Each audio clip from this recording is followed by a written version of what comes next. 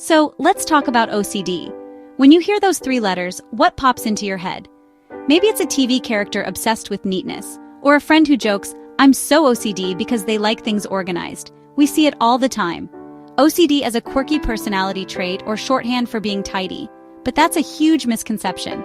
The truth is, these stereotypes are not just wrong, they're harmful. For millions living with OCD, it's not a quirk. It's a serious, often debilitating mental health condition. It's not about enjoying a clean kitchen.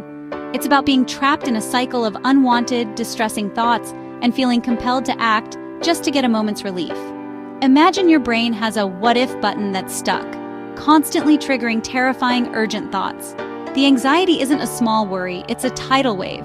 The stereotypes focus on visible compulsions, missing the invisible obsessions that drive them. We need to move past the jokes and casual misuse of the term. This video is just the first step to look behind the mask and develop a deeper understanding and explore the reality of OCD, the obsessions, the compulsions, and the profound impact on people's lives, because understanding is the first step toward compassion. If OCD isn't about loving a tidy desk, what is it? At its core, it's about obsessions and compulsions. Obsessions are intrusive, unwanted thoughts or urges that cause intense anxiety.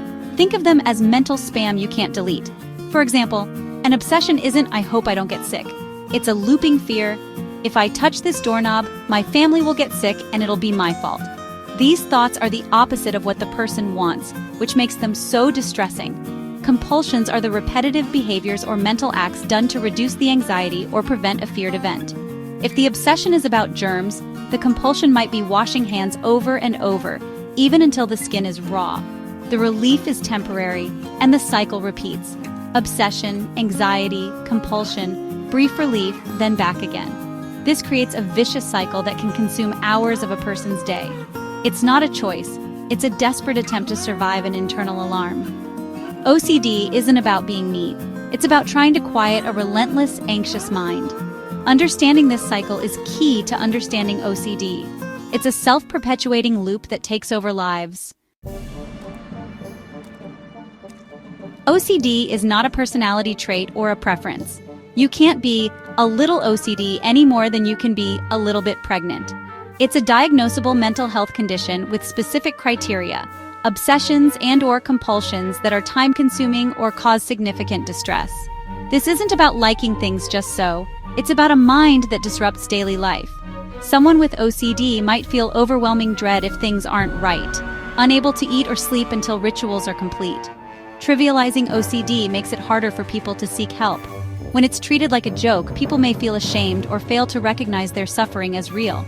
OCD is a neurological condition, not a matter of willpower. Telling someone to just relax is as unhelpful as telling someone with a broken leg to walk it off. Recognizing OCD as a serious health condition is the first step toward real support. OCD isn't just about cleaning or checking. It can latch onto any thought or fear, making it a deeply personal disorder. Did you know that OCD has several subtypes? No worries, let's briefly talk about a few. Contamination OCD is common in media, fear of germs leading to excessive washing or avoidance. Checking OCD is driven by fear of causing harm. Repeatedly checking locks or appliances, unable to trust memory. Harm OCD involves intrusive thoughts of causing harm, leading to avoidance or mental rituals. Symmetry and ordering OCD is about needing things perfectly aligned to prevent unease. There's also pure OOCD, where compulsions are mostly mental, reassurance-seeking, replaying events, or checking feelings. The themes can be existential, religious, or about relationships. These examples show OCD is far more complex than a fear of germs. It's a shape-shifting disorder that can affect anyone in countless ways. To glean a deeper understanding, we will unpack all of the subtypes of OCD in the next video. What does it feel like to have OCD? Imagine your mind is a radio stuck on your worst fears, playing on repeat. You try to change the station. Compulsions offer a brief moment of static, but the fear always returns. Or picture a bully in your head, whispering your deepest fears and demanding rituals to keep you safe. Obeying the bully only makes it stronger. OCD is often called the doubting disease. It erodes trust in your senses, memory, and even your own character. Did I lock the door? Am I a good person? The doubt is relentless. This constant uncertainty is exhausting. It forces you to live in a world of terrifying possibilities, always seeking impossible certainty. Simple tasks become monumental challenges, filled with invisible traps. It's a life on high alert, where your own mind becomes a source of torment. This is the reality that "I'm so OCD" jokes erase. OCD is a hidden battle, not a punchline. The daily battle with OCD takes a huge emotional toll. The main emotion is anxiety, not just worry, but a constant state of emergency. This anxiety fuels the OCD cycle, making every day feel like a crisis.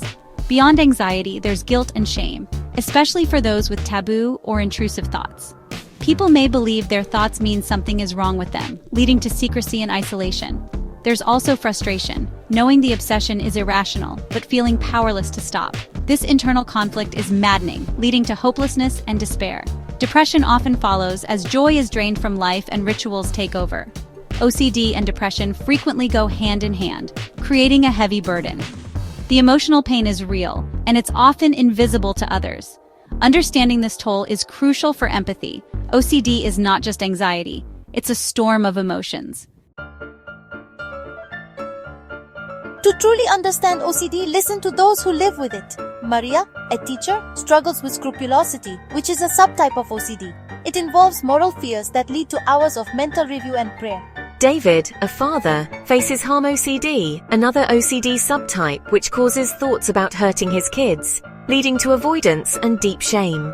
Receiving help by way of cognitive behavioral therapy, which is therapy that can be very effective in managing symptoms to control these thoughts, saved his family. Chloe, a student, fears emotional contamination. Rituals to cleanse herself from others' feelings make school overwhelming. Sam, a retiree, is trapped in checking rituals. Leaving the house takes over an hour and doubt is always present. These stories show OCD's many faces and the pain it causes.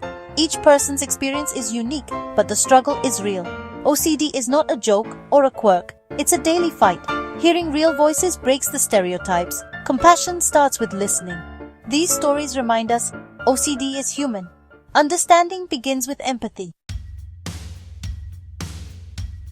OCD is a profoundly human condition. It doesn't discriminate. It affects people of all ages, backgrounds, and cultures. The World Health Organization ranks OCD among the most disabling illnesses. It's a global health challenge, not a regional issue. OCD often starts in childhood or adolescence, making early diagnosis and support crucial. The content of obsessions can be shaped by culture and personal experience, but the underlying mechanism is the same. OCD weaves itself into the fabric of a person's life, no matter who they are.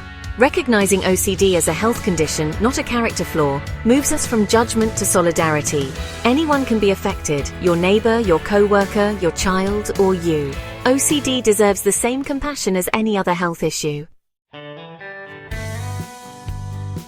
We've moved past the stereotypes. OCD is not a funny quirk, but a serious, painful condition.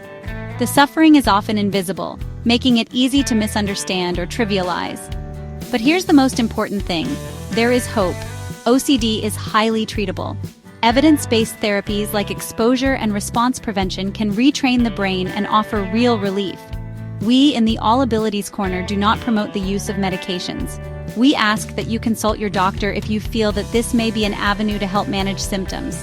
The video you just watched is just an introduction of our discussion about OCD. There's much more to learn and do. If you're struggling, you're not alone, and there is a path forward. For everyone else, let's replace jokes with empathy and see the people behind the diagnosis. Understanding and compassion can change lives. The journey out of the shadows begins with a single ray of light. Thanks for watching. Don't forget to subscribe, and we'll see you in the next video.